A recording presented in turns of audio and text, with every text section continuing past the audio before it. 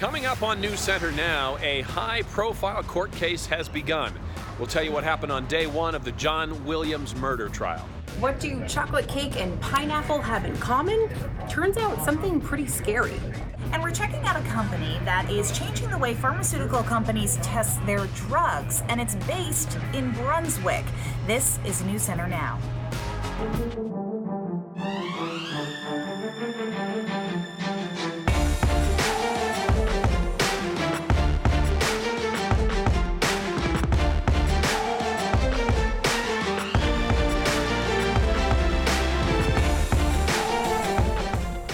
And good evening, everybody. I'm Lee Nelson. And I'm Amanda Hill in for Lindsay Mills tonight. More than a year after Corporal Eugene Cole was shot and killed in Norridge Walk, the man accused of pulling the trigger was in court for the start of his trial. John Williams is charged with murdering the Somerset County Sheriff's deputy. Shannon Moss is here. She was in the courtroom today. She brings us up to date on what was happening day one. Yeah, day one indeed. In fact, as you both know, they moved the trial to Cumberland County. A lot of media attention, of course, right after Corporal Cole's death, as well as that 4-day manhunt. So to get it out of Somerset County, they brought it here to make sure that John Williams gets a fair trial. That trial, as you mentioned, Lee, did start today. And what happened was, well, you had the prosecution and you had the defense simply laying out their opening statements. The prosecution, they have to basically prove that John Williams did, in fact, commit murder. And in order to do that, it has to be knowingly and intentional. And that is what they're saying did happen, regardless of the fact that John Williams was on drugs at the time, that he was in the throes of addiction.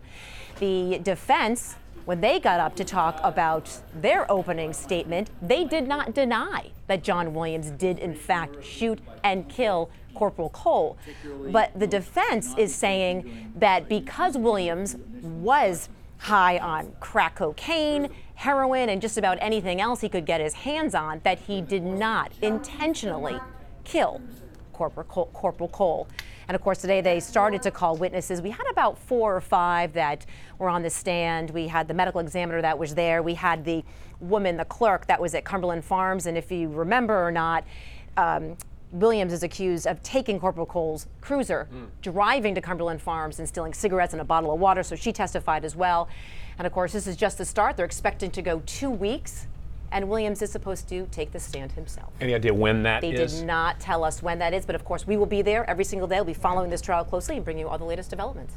Awesome. Shannon, thank you very much. You bet. All right, speaking of awesome, it was awesome outside today for sure, continuing the weekend, though we had to work today because it was a Monday. Let's talk to Keith, see what's going on out there. Hey, Keith. It was gorgeous, wasn't it? I mean, perfect. Nice to actually walk outside too and just get a cup of coffee. Just enjoy it. And today was actually the warmest day. Oh, was it really? Yeah, okay. We got into the, especially away from the coastline, 86 in Freiburg, which is hot.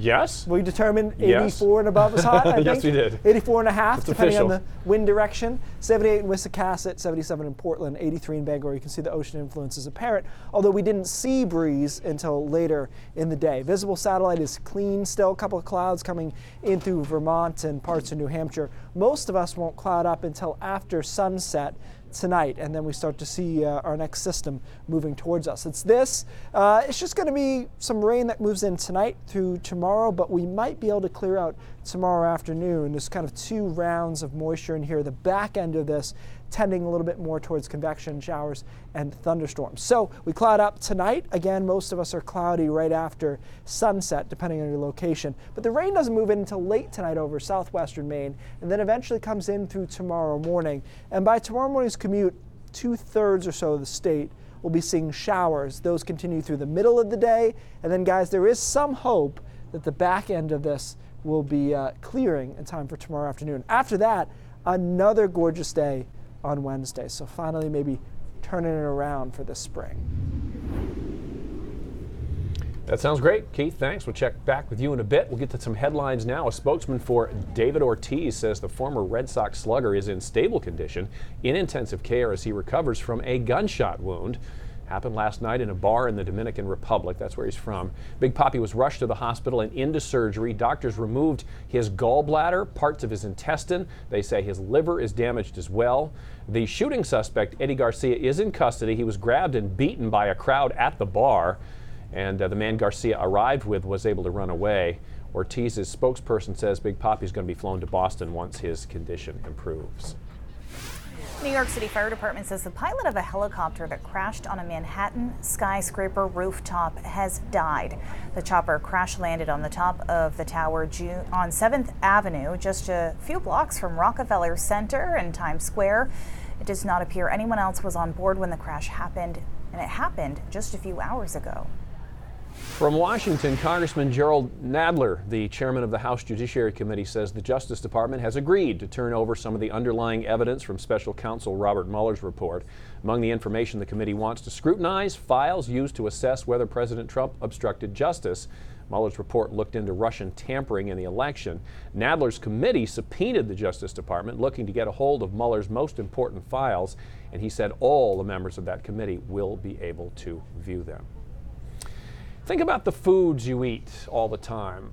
What if we told you that some of them might be filled with potentially harmful chemicals? According to a new study by the FDA, that is the new reality after PFAS chemicals were found in foods you and your family might actually be eating. Our Samantha York is here to explain. Samantha? Hey guys, yeah, so we've been talking about these PFAS chemicals for quite some time, but as you mentioned, experts are now finding that they aren't just in the soil and water, but in the foods produced near those contaminated areas. So what are these chemicals and how can you protect yourself? Well, take a look. A new study by the FDA is raising major red flags after it found the presence of potentially harmful chemicals in a number of foods, from chocolate cake to leafy greens, even pineapple. All of these PFAS chemicals, and in particular a few of the most studied ones, are incredibly detrimental to health at very low concentrations. PFAS chemicals are man-made and have been used on military bases and manufacturing sites for years, creating things like nonstick products, firefighting foam, and water-repellent coatings. Experts say those same chemicals are seeping into the surrounding water and soil, and now into our bodies, causing major health concerns. Changes to cholesterol, impacts on the immune system, and increased rates of thyroid disease. So how are they entering our bodies? Experts found a link between the chemicals and foods produced near the contaminated sites, but there's something else, the food's packaging. FDA allows PFAS, some what are called shorter chain, to be used and applied to greaseproof paper. These are chemicals that we don't want in our food, we don't want in our drinking water, and there's significant concerns about really this entire family of chemicals. What can be done? At this point, it's kind of a waiting game. Here in Maine, there are a handful of former military bases that are being studied. On a national level, experts are calling on the FDA and Trump administration for more research and restrictions. Ultimately, more testing needs to be done to better understand the contamination of our food supply, identify where these high sources of exposure are coming from, and take action to clean up our food.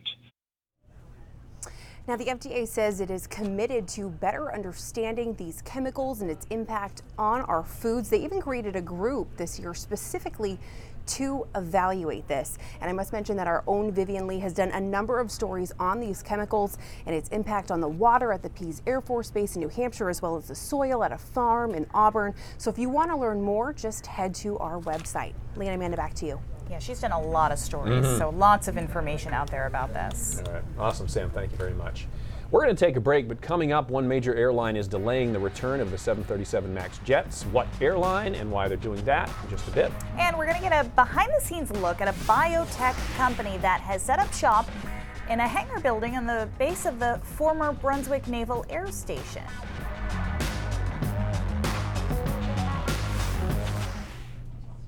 American Airlines now says it is going to keep its Boeing 737 MAX jets grounded through September the 3rd. That will affect 115 flights per day. Not great news. American had said it will cancel flights through mid-August, so this amounts to a 2-week extension. The Boeing MAX jets were grounded after 2 deadly crashes, one in Indonesia, one in Ethiopia. Boeing has been working on software upgrades and new training procedures, but has yet to complete a certification test flight.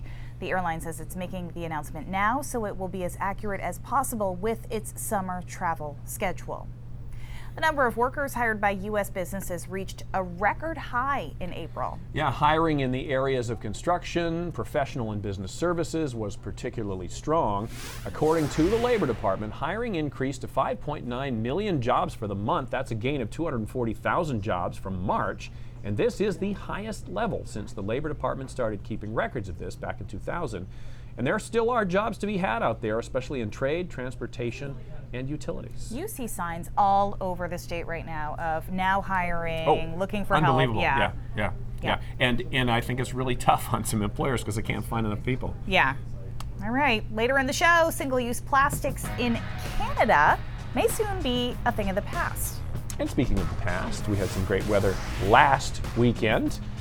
Keith's going to let us know if it's going to hang around or not.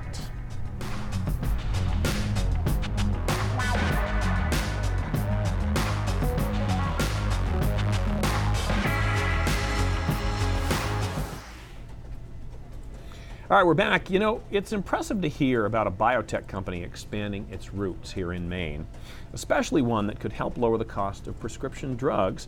But the one we're about to go inside is doing something really, really unique, right? This is actually pretty impressive. For 9 years, a company based out of Switzerland has been generating human-like tissue for medical researchers all over the world and for some of the top pharmaceutical makers, and they're doing so in an old building on the base of the former Brunswick Naval Air Station. Call your doctor if you have fever, stiff muscles, and confusion, as these may be signs of a life-threatening reaction. Opdivo can cause your immune system to attack normal organs and tissues in your body and affect how they work. Call your doctor right away if you have a lump or swelling in your neck, severe stomach pain. The side effects of any new pharmaceutical drug can often be scarier than what they're meant to treat. But how can drug companies do better testing? Most of the drugs, when they're just reaching the clinical phases, now 90% of it's failing. They can start right here at a company called Insphero. Armand Wolf spent years working in drug development in the pharmaceutical field. Those drugs are failing on average 10 years into testing.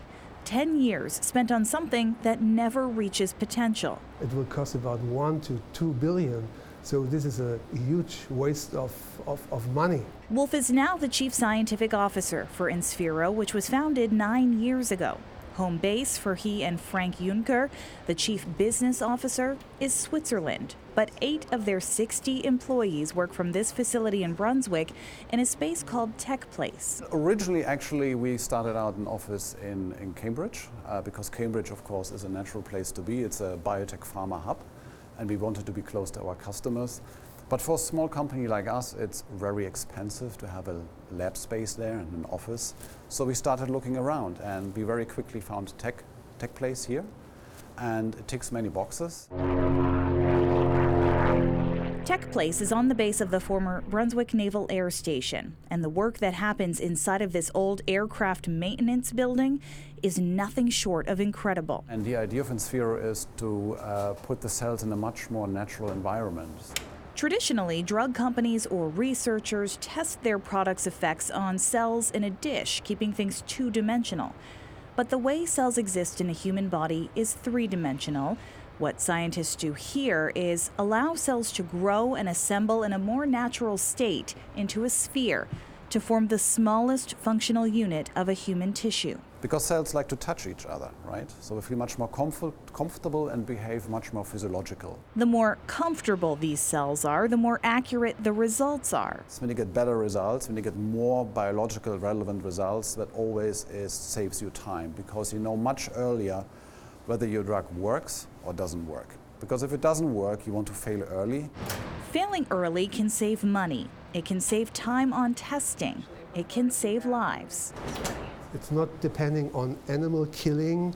It's not depending on treatment of patients without knowing what the risk is. So this is a way how to find out basic characteristics of a compound under investigative conditions. Through cell manipulation and growth within this lab, Insphero can also mimic the basic functions of a liver for drug safety testing, including the mechanisms by which many drugs are processed for elimination from our bodies.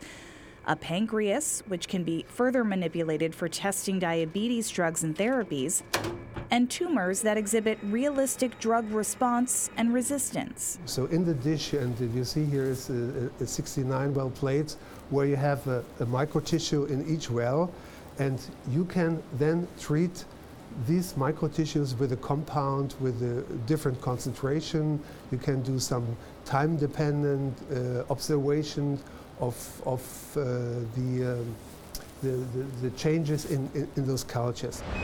A biotech company mimicking the human body as much as possible right here in Maine, making major strides in research and drug development that can help patients all over the world. In the future, the drug companies will change their screening paradigm and the ways how they make predictions in terms of efficacy and also in terms of safety. And I think we are an important part in that process. And I think it's a collaboration and just the synergism which could bring us and move us up to the next loop of screening and testing paradigm in drug development. Some really interesting stuff they're doing Very at Inspira. interesting. And that is Braindrops as well. So what are you going to do later? Yeah, There it is. I'm sorry I took it away from you. my eyes glaze over when I hear that much science on TV. I'm like, can't believe we're doing this. Wrong. All right. you. What a great story you She put worked together, on this Amanda. story You did for- such a great job. It was great. Just go do your 4 job. days of great weather. All right, we'll take that. How about that? All right. That's what it was. I mean, well, really Thursday afternoon, if you recall. I don't know. Our eyes glaze over after a couple of nice days. Thank you. Tonight on Braindrops, math equations. It's good for ratings. 77 officially in Portland today, 86 in Freiburg and Berlin at 86 as well. So you get away from the coast, and temperatures were in the mid-80s. Now, that is warm, but it wasn't humid, so that made it a lot more comfortable. The humidity is still relatively low. We sea breezed along the coast into the 60s there, 70 in Wiscasset hanging on, 78 in Augusta, 77 in Lewiston. Great late afternoon and early evening. Clouds are still well off to the west here, and so it's, for most of us, not until sunset that we start clouding up, and over northern Maine, it's really not until tomorrow morning. So here's our next storm system. It's not a big system. It's continental coming in from the west, and it will give us some rain late tonight in through early tomorrow, and at least through the first half of tomorrow, depending on your location. And it's the first rain we've had, again, since basically Thursday morning, so the longest stretch we've put together in a while of nice weather. Here come the clouds tonight. They start to thicken up later this evening, and then the rain arrives sometime around midnight or so over southwestern Maine, and then moves northeastward through the evening. It's raining for 2/3 or so of the state by tomorrow morning. Down east and Aroostook County here might stay dry until late morning. A couple of downpours in here tomorrow afternoon, a possibility, and then this model at least wants to clear us out by tomorrow late afternoon. I will tell you that this particular model has kind of a quick moving precip bias. It does it with snow as well, so more likely we get a few hours of clearing over western and central Maine in the afternoon, temperatures into the 70s there, and then we're in great shape for Wednesday. And Wednesday's another beautiful day. If anything, the signal's been warmer and warmer and warmer. Originally looked like it would only be in the low 70s, now the possibility of some upper 70s, and away from the coastline, maybe some low 80s popping up on Wednesday afternoon. So overall, Wednesday's great, but back to some rain on Thursday. That looks like a more consistent, heavier storm on Thursday night in through early Friday. We'll see how quickly you can get out of here on Friday. I still see no big, super warm signals in the atmosphere, so, we'll float around like we did in the 80s here and there. I don't see anything that is going to pop us over 90 in the short term, at least. Weekend looks split right now. Saturday is looking better than Sunday. I'm not willing to write it off yet, but I did put showers on Father's Day, and we'll see if something changes and we can push that. Not going to be like last weekend, but we might go a whole summer without getting one quite that perfect again. Hopefully we don't. Hopefully we that don't. face you just gave me. I don't. Yeah. Like I just heard a puppy. I don't like that. Yeah, we'll have another nice weekend like that. I promise you. I promise. I guarantee it. 5 degree guarantee. Yes, indeed. All right, thanks, Keith. Prime Minister Justin Trudeau says Canada may actually follow the European Union's lead and ban single-use plastics as early as 2021. The government is considering banning items like water bottles, plastic bags, and straws, but Trudeau says a science-based review will determine which products will ultimately be banned.